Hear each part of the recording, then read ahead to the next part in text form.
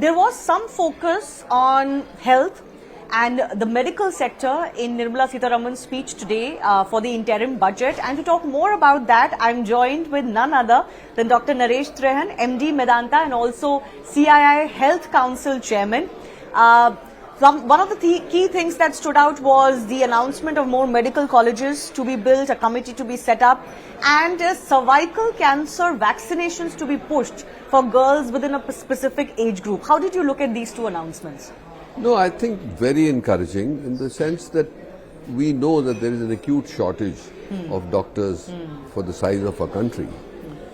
And more medical colleges are very, necessary and desirable.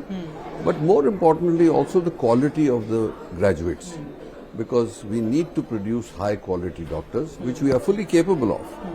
So a committee set up to look at all the aspects of medical education will also help a lot. As far as the vaccination is concerned, it's like the long needed, because the whole world has been covering cervical cancers with vaccination. It's been available and it's very welcome that the government has taken this step to provide it as a national vaccination program. But why now? Is there some urgent need that has been felt to push this at the national level? So you know that there is a cervical cancer is a deadly disease if untreated. So point being that young girls and newly adult women are the ones who are the most vulnerable for it. And that's why it is important that we protect that segment of our youth. So that the women, this whole orientation in India has been to actually equalize the facilities available for women as much as what has happened in the last 75 years from our inception. So I think from that point of view, these are very encouraging steps. Now the other thing that has happened, which is I think even more important, is the fact that the Anganwadi workers and been brought under Ayushman and also the Asha workers. See, that's our main strength. They are our frontline health workers. They are the ones who go house to house and figure out if people have any problems. So I think that strengthening that pillar by giving them this protection with Ayushman, I think is a very positive step. So overall, this vaccination, medical school, and this so it's a good thing. It's a feel-good factor that all these people have been including. I want to talk to you about the 1 lakh crore corpus that has been announced for research and innovation, which has been often found to be an area where India has been lagging. Now, obviously, research and innovation, even in the medical sector, is going to be extremely key. There is the prospect of artificial intelligence taking over large sections of our life and business. How do you look at the government's push for research and innovation? How will it benefit the medical fields? Will the medical field be able to take advantage of the corpus the government has announced? And the impact of technology, emerging technology on science?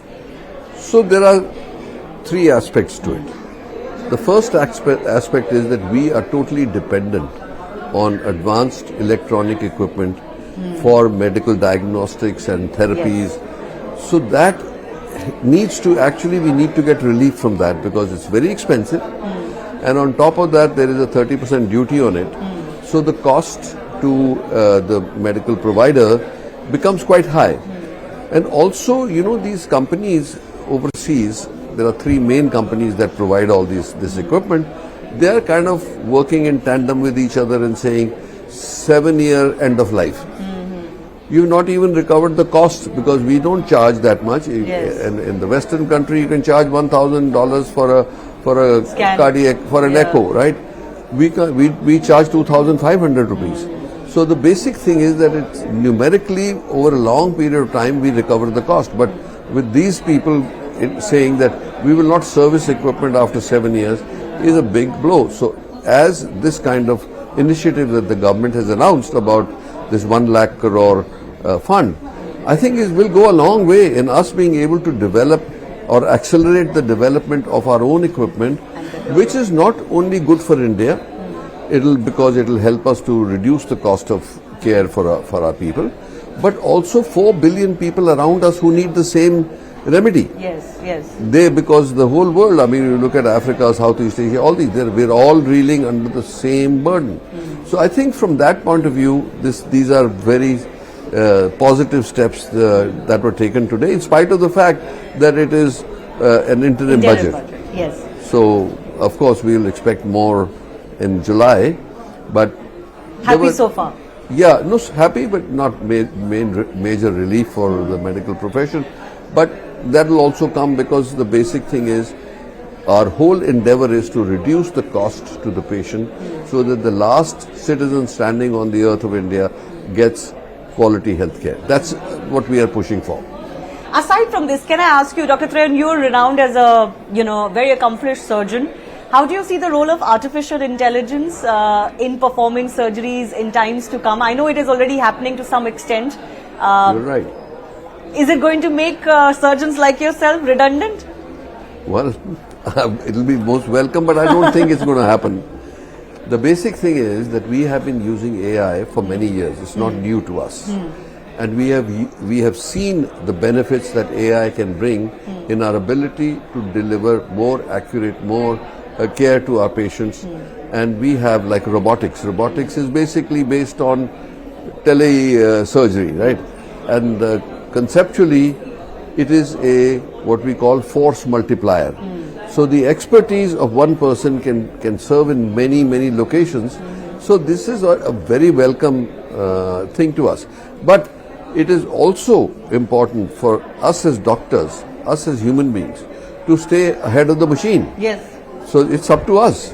So I don't think that one can. I remember, I go back when the computers were introduced and LIC introduced computers into their system, the whole staff went on strike, thinking that this was a monster box. This will take away our jobs. Not only did it not take away your job, it multiplied your jobs. So I think that this fear of the unknown, and as you've asked this question, there are two sides to this. There is the black box and the white box.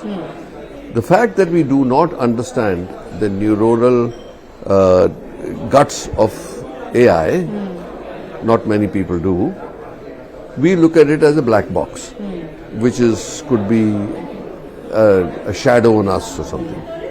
On the other hand, if you see the potential of AI in bringing to us the knowledge and the ability to process so fast that it will enhance our ability to actually analyze, to track disease, to be able to do preventive. On scale.